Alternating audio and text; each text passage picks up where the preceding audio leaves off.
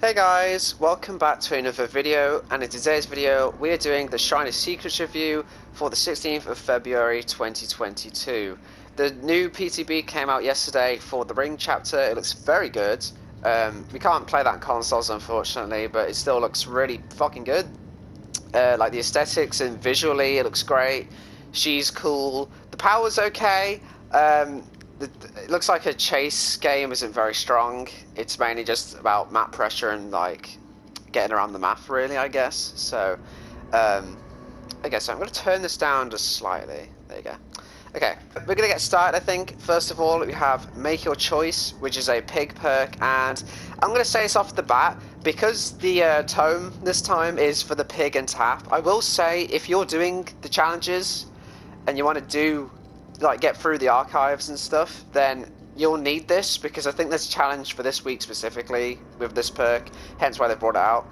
They do this a lot, so in the next few weeks, don't be surprised if there's more pig and tap perks coming out, because it's for the challenges. So I will say automatically, if you want to get this for the challenges, or just for the challenges, then feel free to do that, because, you know, unless you already have pig or something, but if not, then use this.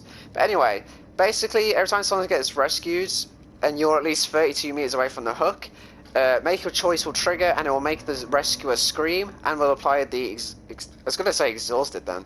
It will apply the exposed status effect to them for 40 seconds, which goes up to a minute, and then also has a cooldown of a minute. So basically, you hook someone, and then when you're 32 meters away, the rescuer becomes exposed and they scream.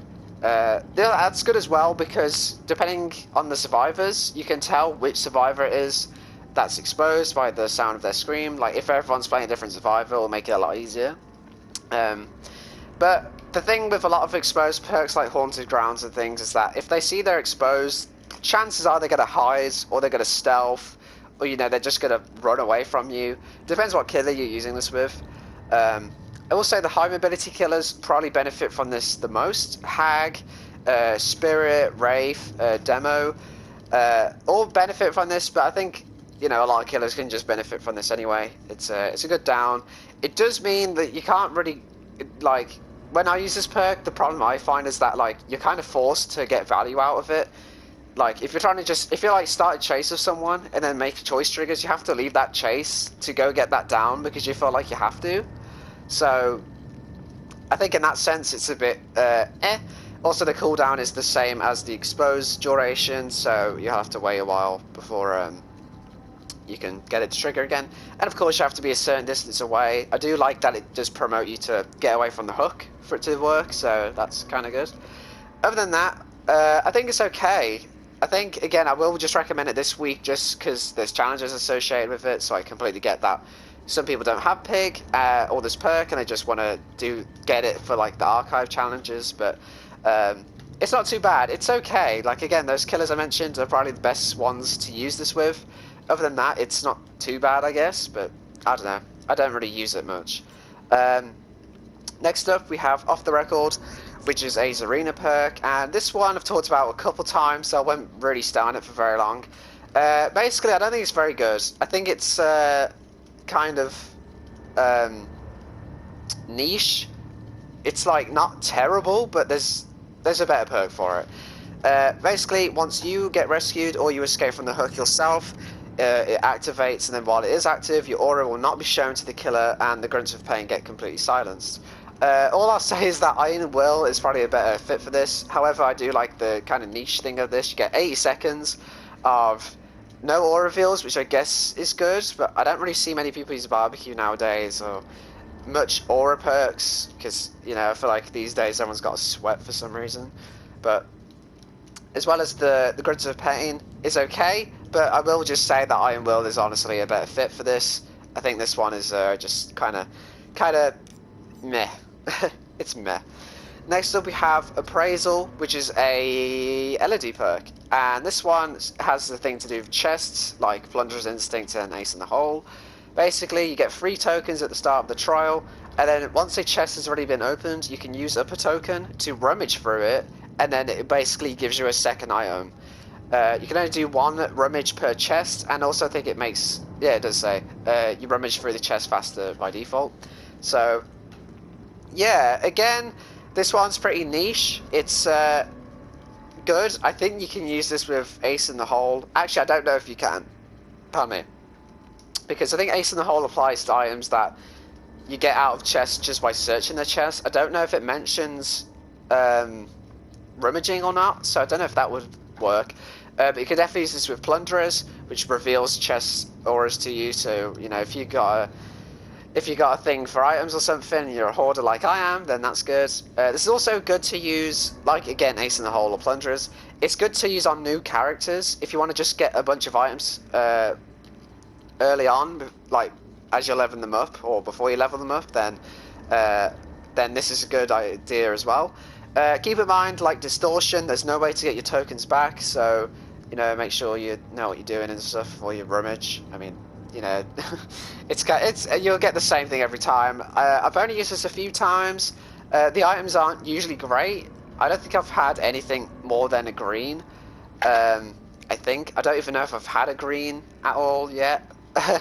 It's mainly just the brown and yellow med kits and stuff like that. So I don't know. It gives you an extra opportunity, I guess. Like if you have a sabotage hook challenge and your toolbox runs out halfway through, then you know you can maybe get a toolbox out with this again and then do that. I don't know.